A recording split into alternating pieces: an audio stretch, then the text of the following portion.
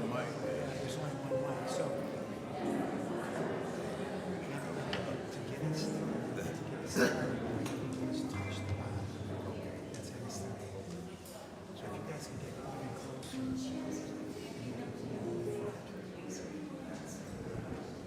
Testing 1, 2. Bobby.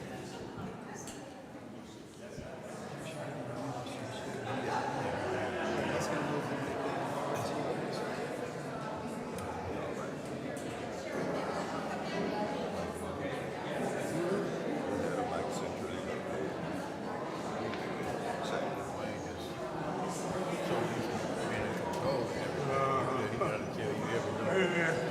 Stand over here. No. That's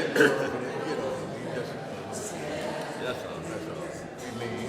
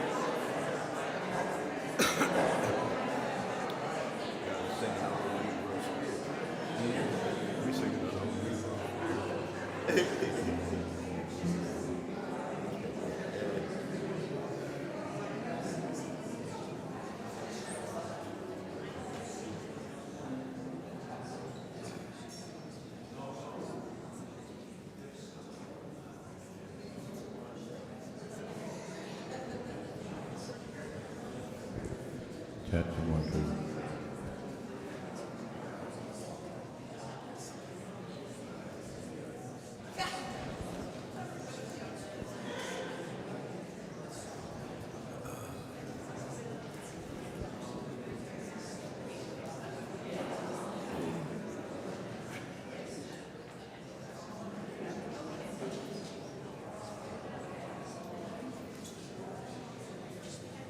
Oh, kind of got an echo. It's kind of got an echo.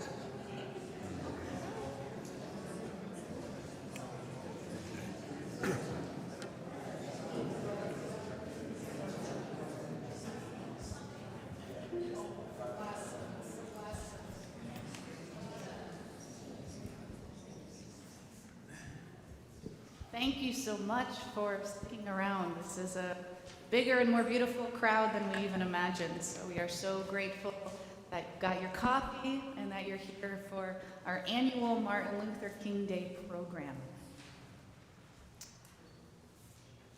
On April 15th, 1960, during a sermon in Raleigh, North Carolina, Dr. Martin Luther King Jr. told his congregation this: "Our ultimate end must be the creation of the beloved community."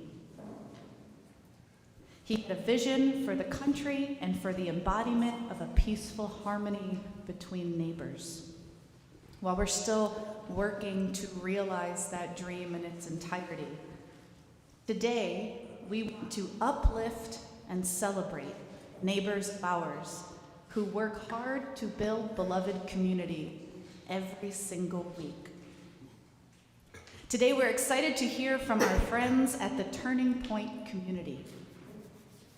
Turning Point Community Cleveland is a community building, justice birthing, transformation process that acts as a catalyst of personal awakening and systemic change by encouraging relationships of mutual exchange and accountability, particularly between fortunate and marginalized populations. Turning Point is facilitated by our friends Dwayne and Ginny Droder, who together have over 70 years of experience supporting the efforts of some of the most vulnerable and marginalized in our community. Dwayne and Ginny and some other friends of theirs from Turning Point graciously accepted our invitation to share more about their prophetic work. So join me in welcoming Turning Point and beginning this program with opening prayer from Sister Diane Pinchot.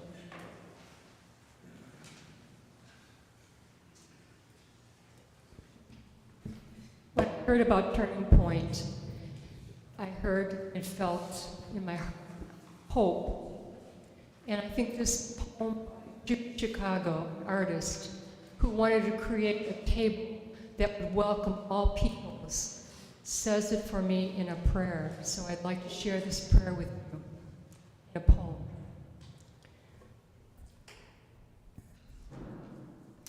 And then all that has divided us will merge. And then compassion will be wedded to power. And then softness will come to the world that is harsh and unkind. And then both men and women will be gentle. And then both women and men will be strong. And then no person will be subject to another's will. And then all will be rich and free and varied. And then the greed of some will give way to the needs of many. And then all will share equally in the earth's abundance. And then all will care for the sick and the weak and the old. And then all will nourish the young. And then all will cherish life's creatures. And then all will live in harmony with each other and the earth. And then everywhere will be called Eden once again. Amen.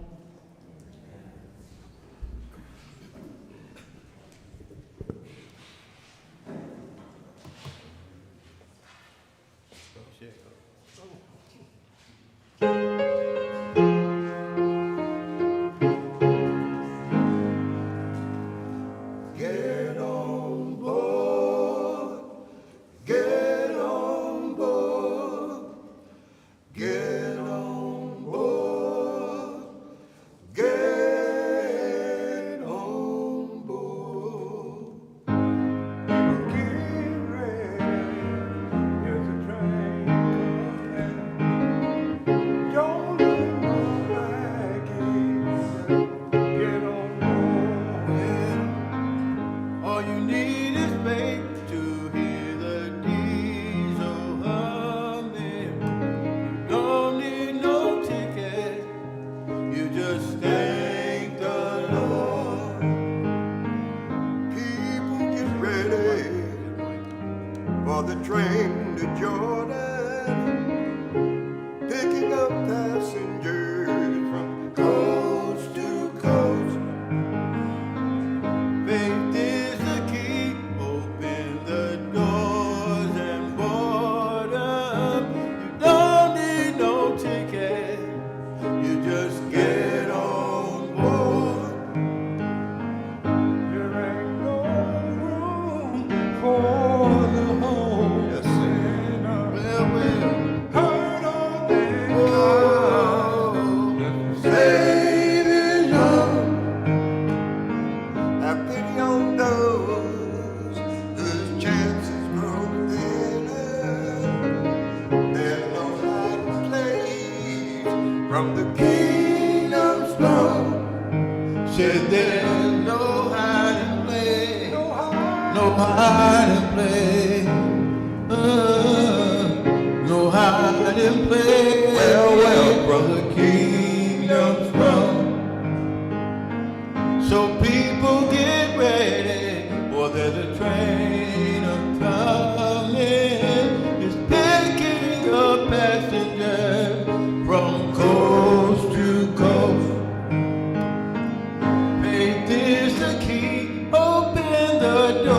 borders and boredom.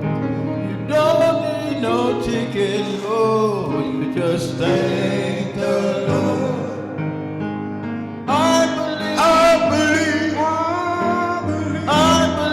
I believe, don't need no ticket, you just thank the Lord.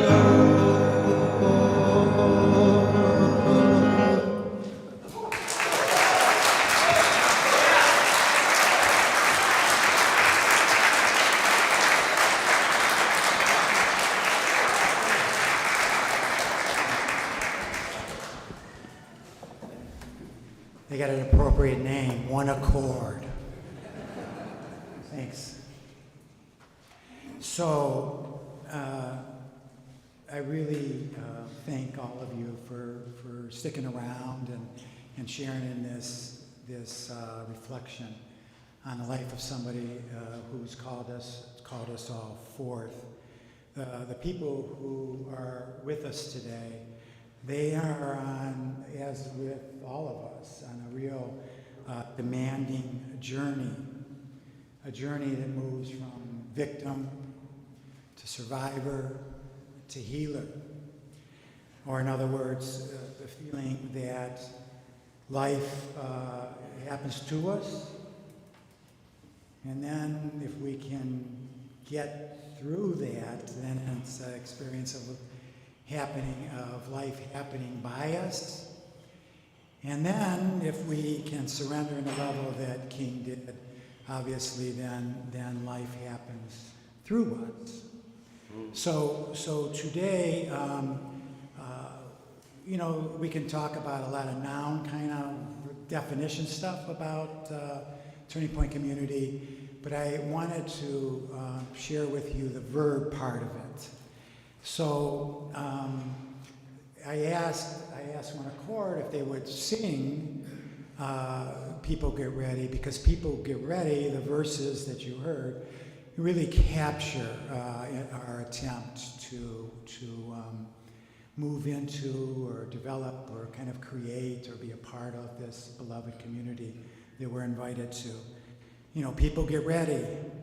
For us, on Tuesdays and Wednesdays, it means just to show up, and to pay attention. There's a train a-coming, to me, that one of the things that each of us look at is to get some sense of our purpose and that purpose that's emerging within.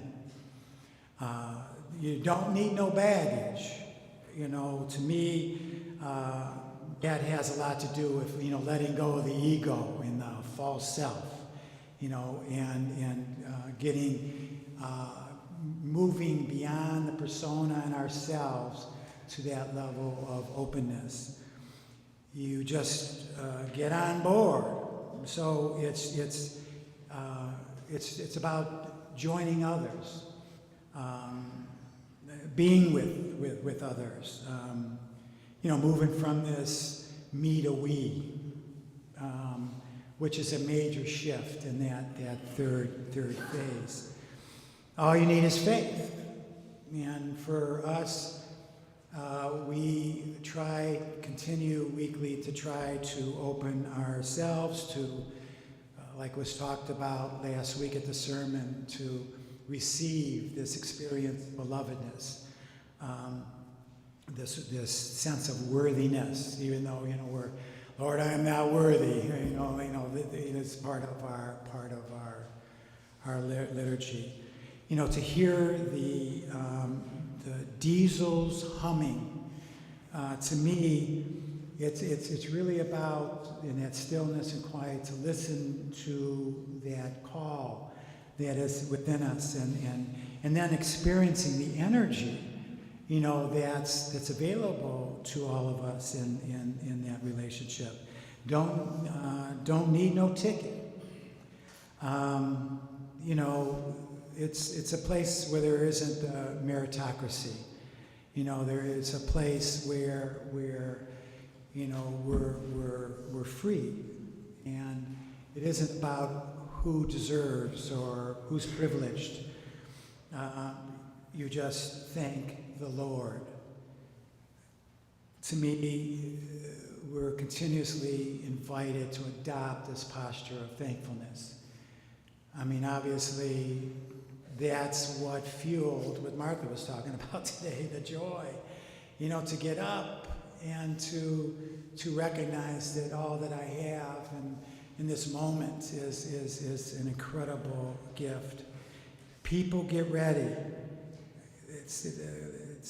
They sang it a number of times in the song. It's about, you know, staying in the present. You know, staying in presence. You know, capital P. For the train to Jordan, you know, baptism, you know, you are my beloved son. This is really the way to transformation. Picking up passengers. You know, it's the recognition and of that common humanity that we share. You know, that is part of that beloved community, and connecting, being open to explore ways to creatively connect, you know, with our gifts. From coast to coast, you know, everywhere, to everything, everyone, all things that we are inevitably realize our connectedness to. And then the song goes, faith is the key. And that is, I believe, what was talked about today, and that's trusting in the abundance, you know, trusting in this interconnected, interdependent oneness that we share with each other. Open the doors and board them. And that I believe is the King's challenge for us, to open the doors of our heart and to provide that hospitality to one another, because there's room for all. And, you know, all are included, all belong, you know, all are needed. It was part of King's the core of King's message, because there's no hiding place. You know, we do a lot of shadow boxing, you know, or shadow work on Tuesdays and Wednesdays, because we don't want to be limited, you know, as human beings. And you know, Howard Thurman, you know, some of you might have seen the stuff that was sent out, the brochure, or you know, the thing that was online, was the behind-the-scenes spiritual director, companion of the civil rights movement, probably the most influential person in King's life behind the scenes. And so you know, we're invited, I think, by King, and you can see it in every one of his sermons, for us to do the shadow work ourselves. And from Kingdom's throne, I think that really invites us to seriously consider that each of us has that divine DNA within us that is continuing in every experience of our lives, you know, to spread, you know, and connect with the DNA, the divine DNA that's in each of us, every person that we meet, every animal that we see, each tree that it will bud soon.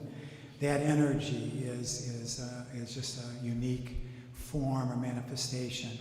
So a couple words just on Martin Luther King, and I really would like to just open this up for your questions that might want to be answered by the group. Some of them would like to share a little bit of their experience, if that would be okay.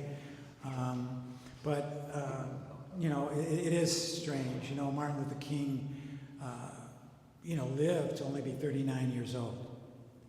And it's been exactly 39 years that tomorrow that we observe this federal holiday in his honor. It's also a day, the day of our next president's inauguration, as Martha mentioned. And I see this as a real cruel irony in this, in all of this. And probably for many of us, it's a source of great frustration. And, so sadly, I just would like to say that I think from a lot of kings, the people around him, and that really have penetrated his work and his life,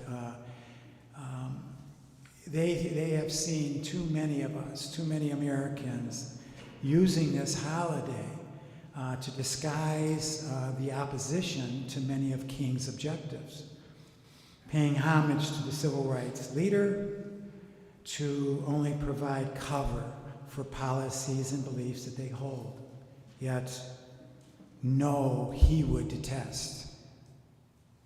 So this is nothing new. Many of you are aware, and that King received the Nobel Peace Prize in '66, and then even after he won the Nobel Peace Prize, there was a Gallup poll that surveyed that showed that even after that award, there was 63% of all Americans who still viewed him negatively, and criticized him on many, many fronts. He was a human being, who felt all of this. And he was hospitalized, as many of you know, numerous times for what the campaign talked about as being exhaustion. But the friends close to him knew that he was dealing with depression.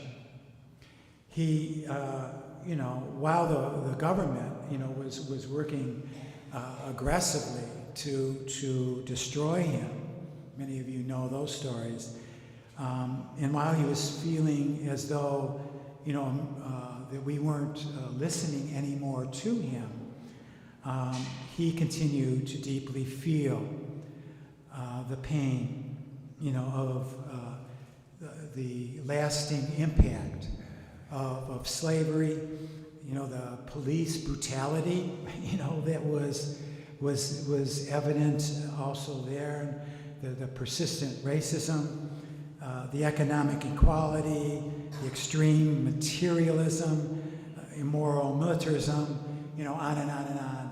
This was just a theme that went through all of his speeches. And it was in that environment that he, had to find, and I think Martha, God, I hit it right on the nose. You got to kind of, there's got to be some laughter behind those tears, to be a comedian, in that realm, to lift other people up. But it is surprising that if he would have lived, many of you know this, one more week than he did, he had already written and would have presented a sermon that was titled, Why America May Go to Hell.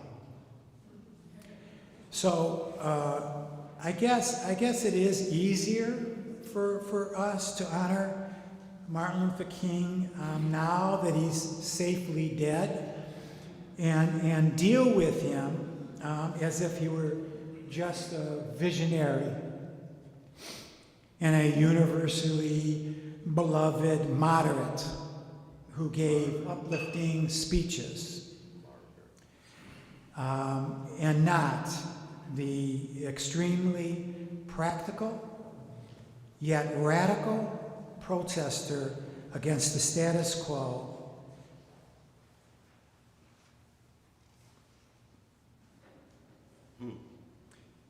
He was, in amidst all that, still had held in great contempt. Sometimes I wonder if we have watered down Jesus in the same way. Tomorrow, during the inauguration, you know, we might all benefit from remembering this more complicated Martin Luther King Jr., this ferocious content of his character and the hope he never let go of. For those of us not engaged in the 60s, we could ask ourselves, if we were living during the civil rights movement, would I have supported Dr. King? Let us also remember that discomfort breeds growth, and proximity breeds empathy. In recognition of his life, let's take the opportunity in any way that we can, uniquely, to grab one another's hands and work to heal our nation somewhere, as he would have done. To kind of move to the most important part of this, there's a few people here who are really, in a way, connected in spirit. Like I mentioned earlier, because they have and are moving from a place of victim to survivor, to healer. And so it's probably best that we look at that and open to answer any questions, and they can answer questions. Or I've asked some of the people who have participated and have, regularly, in our gatherings, to maybe share with you, if they would be willing, their experience of being with, on some level, sometimes those who are outside their comfort zones. So I'd like to and there is. Let me grab the mic, and I can be the one who runs it around. Or you can take care of this app. I'll take care of this app.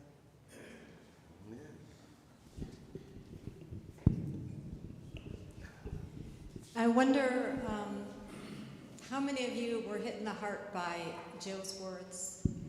The world is too dangerous and too beautiful for anything but love.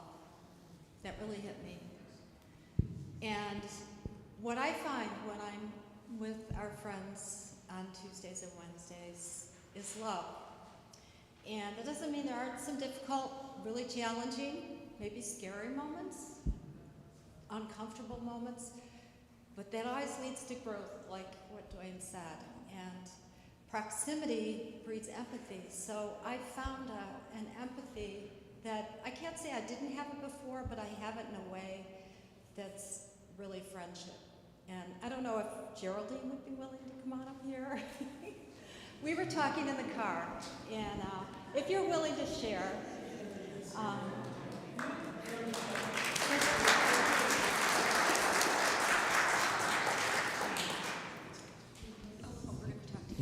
We're going to talk together.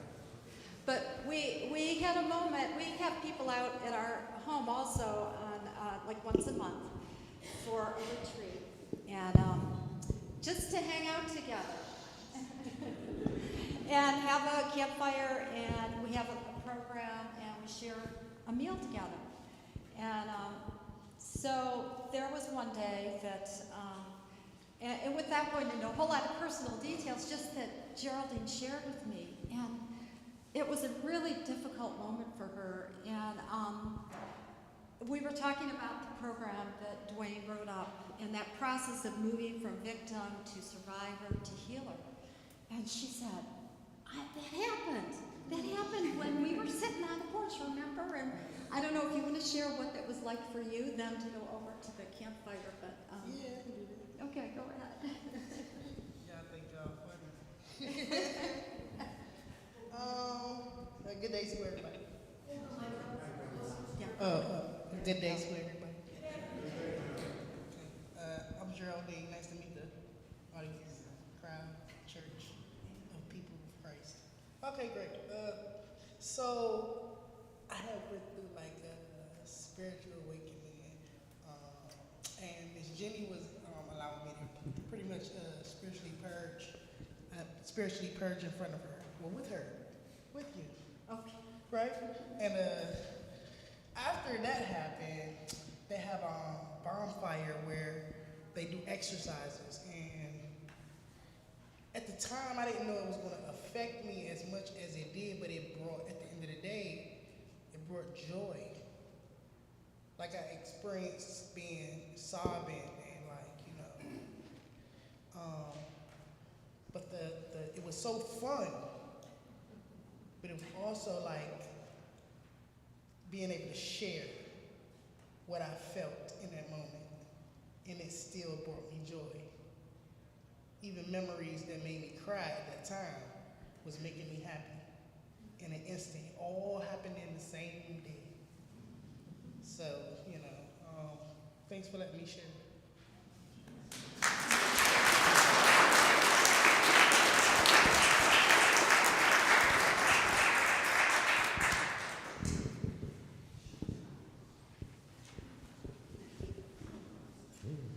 Anybody else would like to share?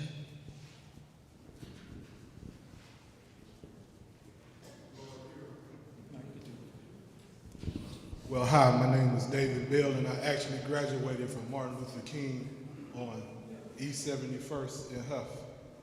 So this remind me of our Friday assembly. The whole school is called, and you better not do anything wrong or you will go home for 10 days. But I think about when I was in the Army, and I didn't get a culture shock, but I got with it with the rest of the, what they would call the Caucasian race. We would argue about things, and I would get to see things from their perspective.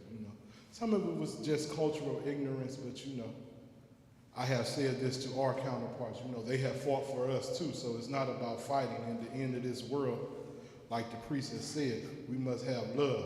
Can we reach those mountaintops that Martin Luther King? Can we all join hands as God's people? Because no one asked to be the color they are.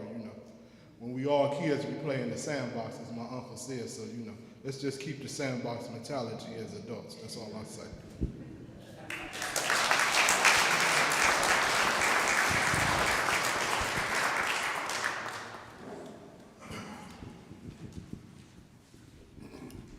Hello, how are y'all? My name is Samora, and I'm a part of the Turning Point program. And it has been truly a great opportunity for me, because whenever I first attended, I was coming from a bad place, a place that I've never been before. I had experienced homelessness, and I pretty much was getting on my feet, and it was a place of being inspired. And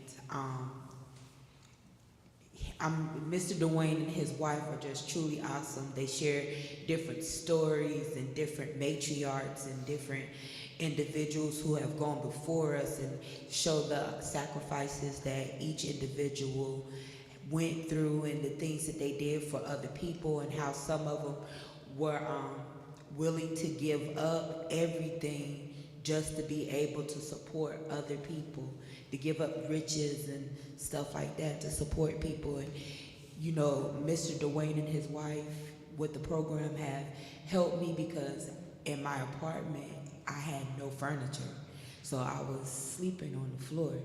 And so Mr. Dwayne was like, "I have furniture for you," and I was like really excited. He brought the furniture to the house. He set the furniture up. They did not stop. Everything that they do for the program, they give from the heart, and each individual that helps them and volunteers with them, they give from the heart, and it really helps to motivate you, because you can be in a down place, and it helps you to look at things in a different sight. Know that you are someone, that you are loved, you are beloved, you're a child of God. Him just putting that in your ear and helping to remind you what has been a big inspiration for me. And I mean, the program is just truly awesome. It really is. And I love when we go on the retreats, because it's a lot of times with the retreats, he talks, but then he also gives you an opportunity and a chance to go and meditate and reflect and to let go of things that you've been holding on to that have kept you bound for so long. When they talk about the open fire, the bonfire, what is something that you want to let go of, and give you a stick and you could put it in the fire and you say what it is and you put it in the fire, and that should be the last time that you think upon that thing, because you've let it go, and by putting it in the fire, it's destroyed.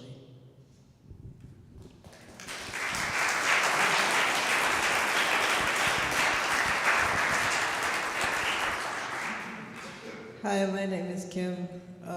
I get a chance to volunteer in the clothing room there. So I just wanted to say that I've had an awesome experience just being able to volunteer in the clothing room.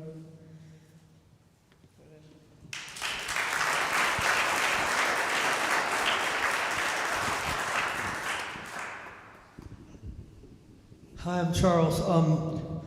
I think I started off as a healer, but then turned into a victim that needed to be a survivor, that needed to be a healer again. For a number of years, I was artistic director for Singing Angels, and I have found myself in bad circumstance for the last few years. And I was at one of the retreats a few months ago. One time I went to one of the retreats. Singing Angels was founded to be integrated and to be all different types of communities, all different kinds of people together. Like specifically, the year before there was race riots here in Cleveland, 1964 is when it was founded. And so I've grown up with those principles. I sang with them when I was a kid. But the topic at this retreat was, if you feel like you've lost your purpose, how do you find it again? And what Dwayne said out of this was, take your skills and your talents and what you love. Think of today's reading. Many messages, but one spirit. Many ways. I saw the reading today. I'm like, I can't believe this is where I'm coming afterwards. Right? It all fits. It all fits together today. And if you feel like you've lost your purpose, take your skills and your talents and what you love, and don't wait for the perfect circumstance to arise to bring it together again. Take all those things and use them where you're at. And I just turned to Dwayne and I'm like, man, I really needed to hear that, And so it's all things are coming together. When I have gotten my music back over the past few years, through things that happened there at Cosgrove, and through things that have happened in my own life, up to and including today, I might add, it brings me the joy that she was talking about in her sermon today, in her homily today. And that joy is there if I just take, and I've learned this, forget, I don't need to be the victim. I become the survivor. And how am I going to take that next step and bring all that back to be a healer again? I think we're all being it today. Even everyone who, no matter what point they're at, they're talking, I think we're all being healers for each other, And so I want to thank not only Dwayne and Ginny, but whoever here caused this to be an opportunity for something to happen today, that I get to be a part of it, because it's helping me work my way back to maybe be a healer again and help others. So bless all of you. Thank you.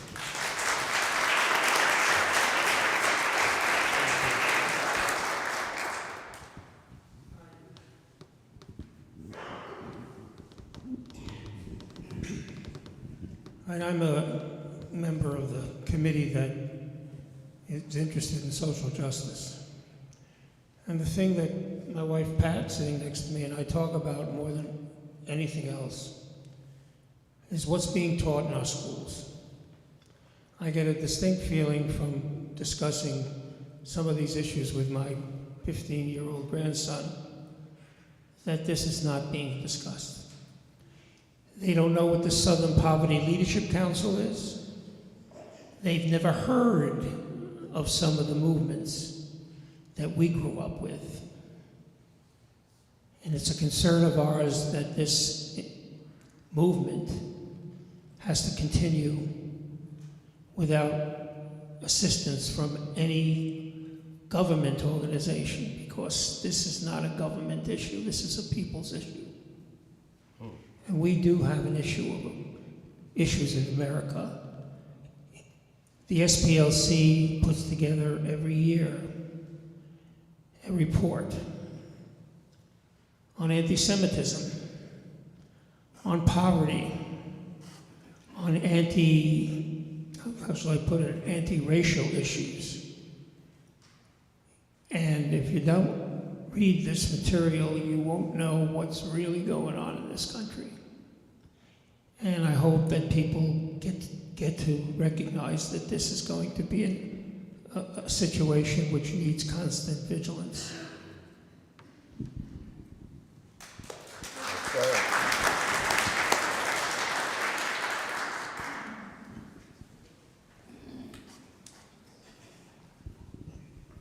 My name is Bobby, and I'm gonna put it like this. I'm not the sharpest knife in the kitchen, but I see a few things, and what I do see is, it's their truth, it's my truth, and it's the truth, and a lot of times their truth and my truth don't seem to work.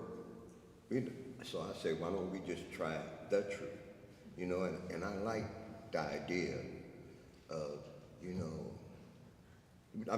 we're brothers and sisters, black, white, red, yellow, whatever, and if we just get to the, instead of complicating things, just get to that fact first.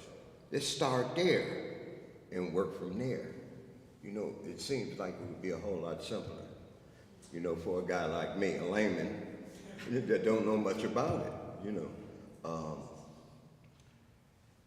What I admire in you, my brother, Wayne, is the fact that, it's a song that we sing and it says, how you gonna stand up for the right if you don't stand up against the wrong? I can amen you if you're doing the right thing. Oh yeah, you're so right. I'm sorry, sis. But hey, But if you're wrong, am I gonna be strong enough to say, hey, I kind of disagree with you? Oh, you're wrong. That takes courage, and that's what I kind of like in my friend.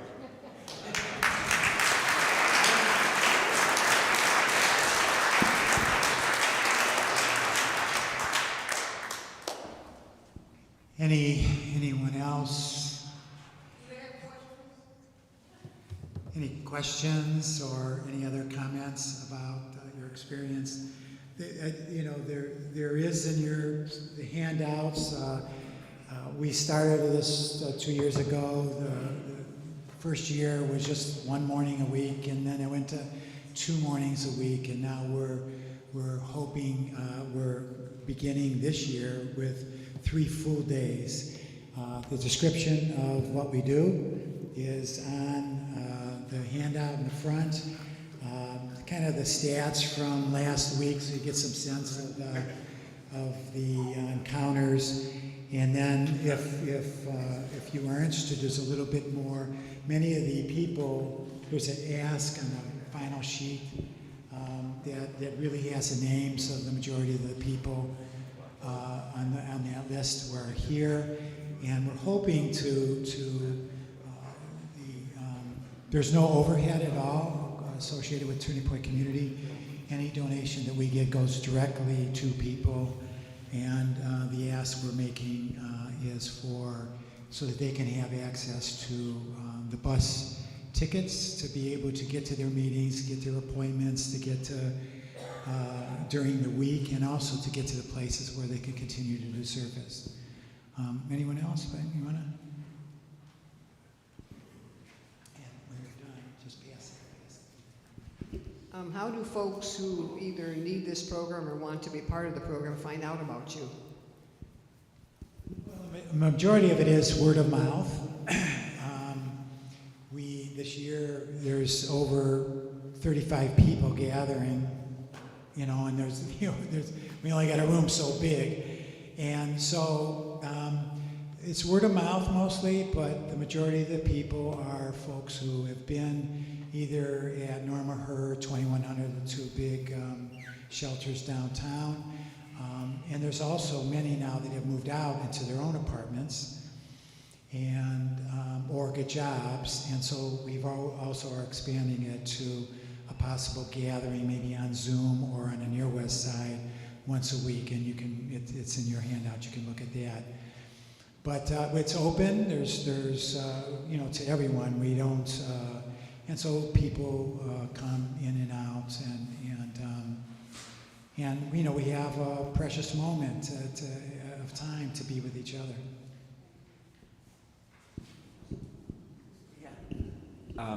Some of you might not know where the Bishop Cosgrove Center is. If your longevity with the people in this room go back to historic St. Peter, it's the building right next door. And members of historic St. Peter were in that building when the scaffolding was up in the church and we couldn't go in there. And there were rummage sales and attic sales and all this kind of stuff. Now when you show up there on a Wednesday morning, there could be 200 people there taking advantage of one of the 2 meals that the Bishop Cosgrove Center offers every day. And there's styrofoam lids all over the place and all that. So you work your way through the crowd and you go up 2 flights and you see between 25 or 35 people who can manage the stairs and are willing to listen to Dwayne, who has been trying to address homelessness for 4 decades. And he and Ginny for the last couple years. Were you married 4 years ago, 5 years ago? Yeah. So after somebody's working on something for 40 years and they say, well, our strategy is we're gonna see if we can help these people have a plan. We'll give them honey mint tea and 2 hours to share their stories, to hear the wisdom that one or the other has to share with the rest. And I've heard things there I've never heard before. And these are lived experiences. And if you go look out the window, you can see tents along Payne where people live because they'd rather not live in Norma Her. I mean, things are difficult. And our President-elect said he's going to get the tents off the street. Well, good. That doesn't solve the problem. What solves the problem is people who are welcomed and encouraged and welcomed back week after week. And it's not like everything takes place on a Tuesday morning with a movie or a Wednesday with a sharing. These 2 are running around and texting people all week long. So I jumped in a while back, and I just sit there and I'm part of the group, and it's as close as I get. I still have bus passes and Burger King cards in my car, and I can meet somebody at a stoplight, but a 10-second encounter doesn't do much. What we need to do is help everybody understand that it all boils down to how we take care of our neighbor. I don't think there's going to be a big judge thing when it's all said and done. There doesn't have to be a reckoning before God. Every day, we make judgments. Every day, we can see the tents and understand that all the efforts Cleveland's making to have people be able to have a tax-free $3,000 a month condominium for 14 years shows how willing a city can be to provide housing for some. But I don't see the ingenuity or accommodation taking a direction to the people who are living in tents unpaid. This is not news. So I applaud what's being done in a very humble space every Tuesday and Wednesday morning. And since we're getting on the paper there's the ask part. See? They're saying, imagine what we can do with $25 a month, how that will help some. That's a fortune for people, for some folks. I spend $25 a week on bakery at the end of my street. You know, so literally, the program is kind of wrapping up, but I take advantage of the opportunity to say that I'm in, and I will do what I can to help someone whose name I know now, whose name I know. And maybe that's the best you can do, but at least it's acknowledging the need and acknowledging a solution. This is the biggest crowd we've ever seen from an MLK program. It's certainly an indication that we are open. So let's see what we can do. Thank you.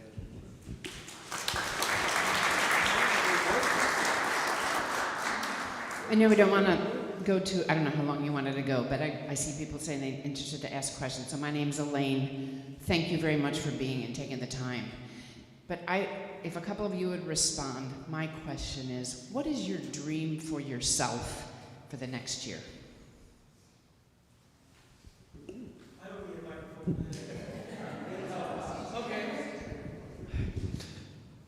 I want to become a healer again.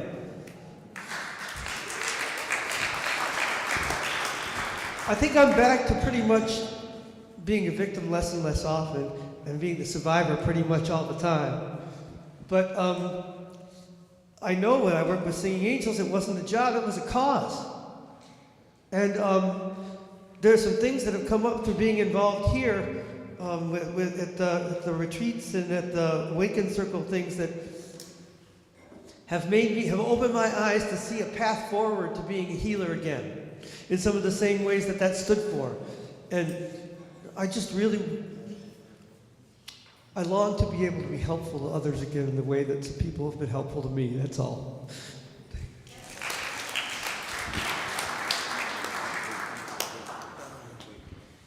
I just want to say what I'm feeling too about what you've just said, because you've asked how we feel and what we're thinking. What I see and what I feel in my heart is that you've created a relationship with each other and with us. And in building that relationship, there's got to be some kind of healing and movement and hope for all of us because of it. So thank you so much.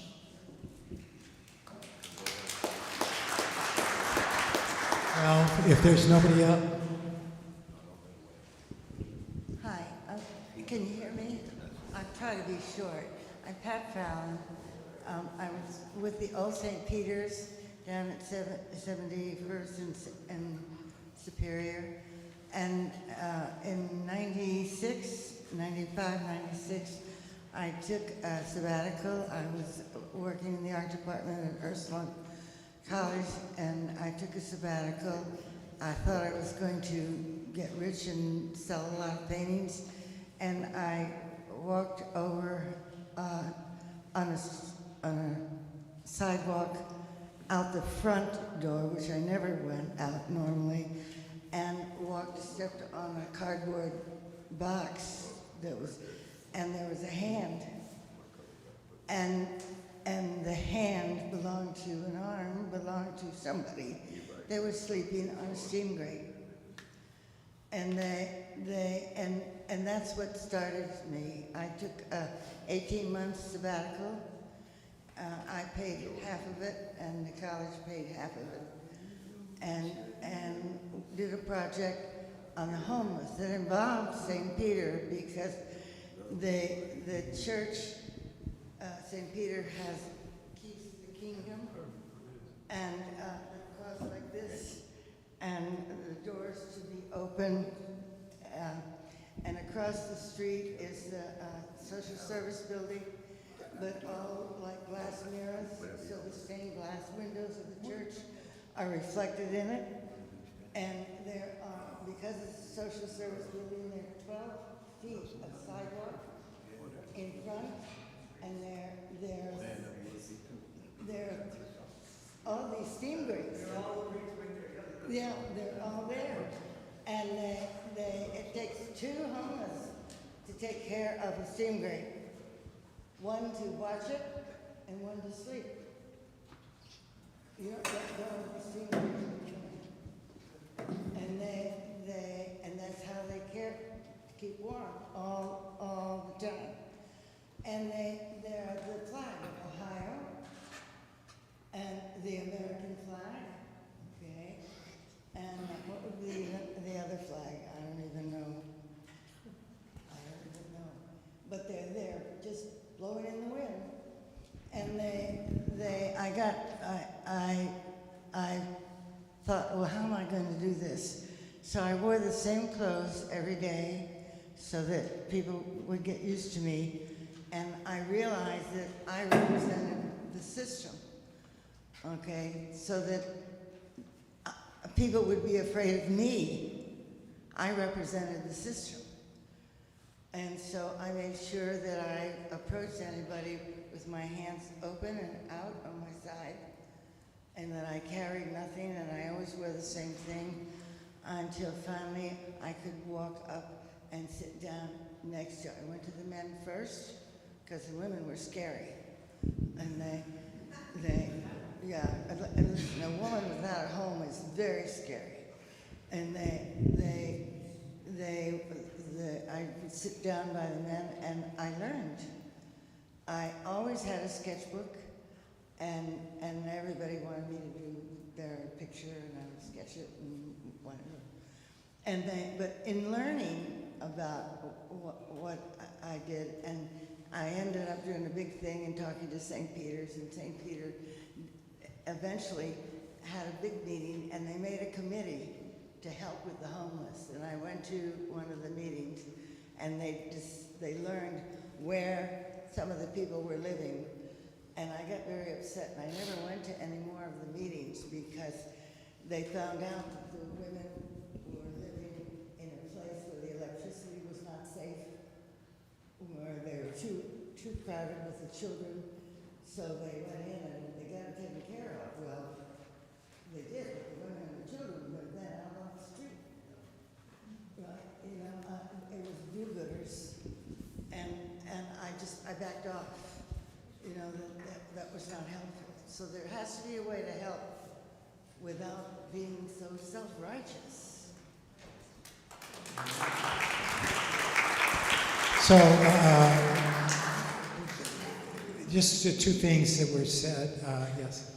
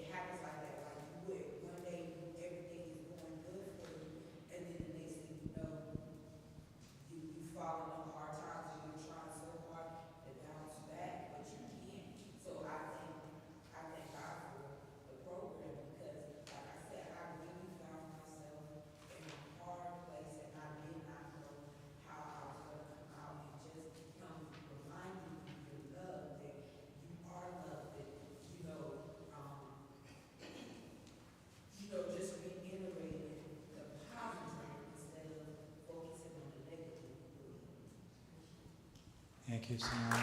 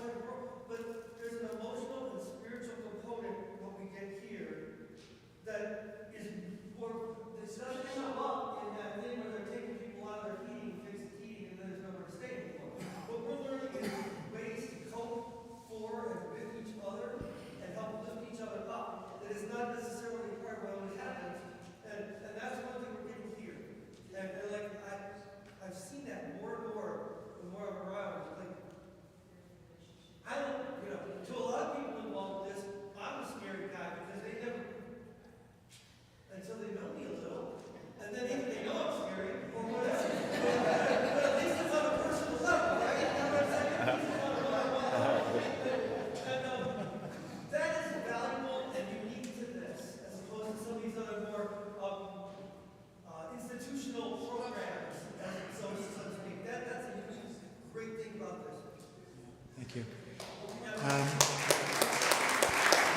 So, thank you so much for spending time out of your day.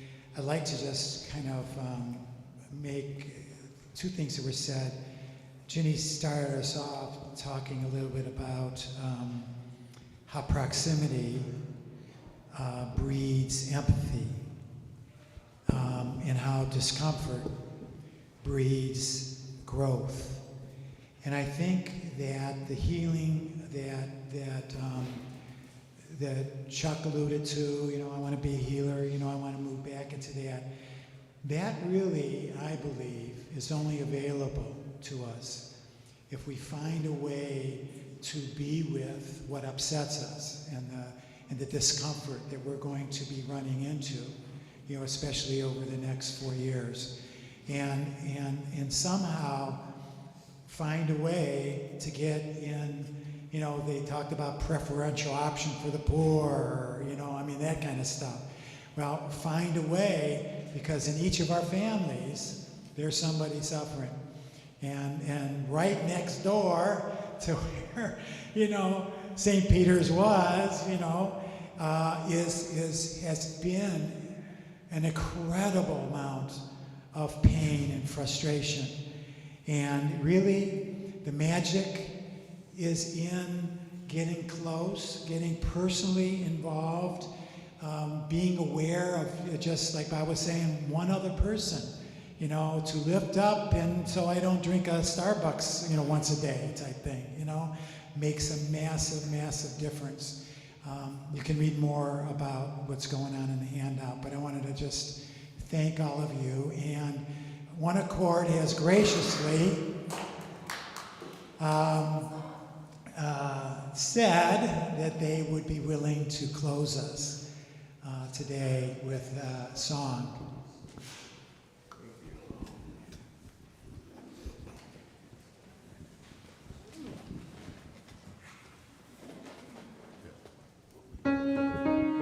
Check, 1, 2, 1, 2.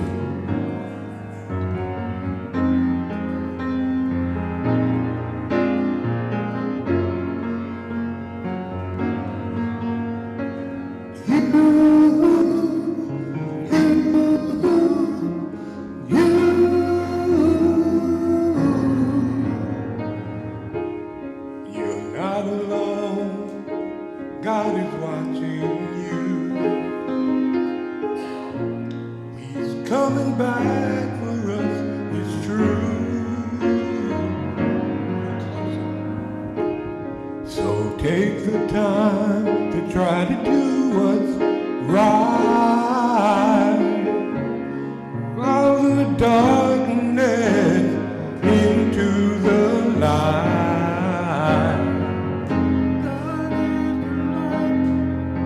God is the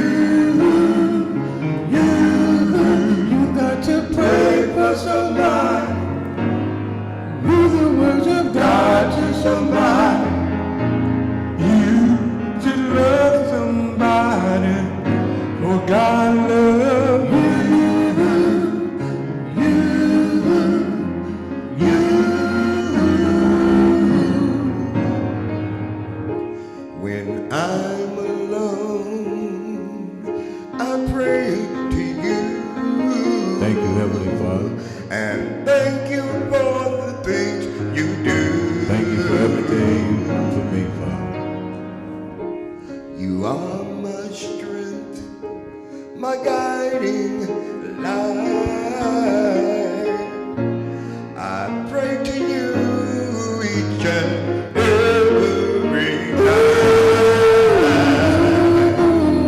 In a world where love is rare, take the time to show someone you care. You gotta love somebody, no matter what the color of somebody. You should care for somebody, for God loves you.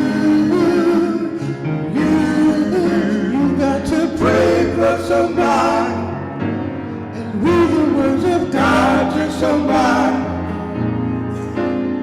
Should love somebody, for God loves you.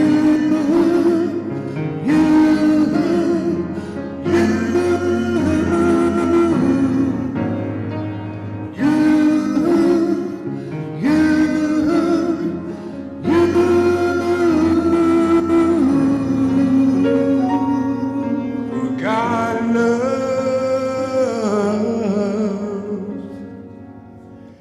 you.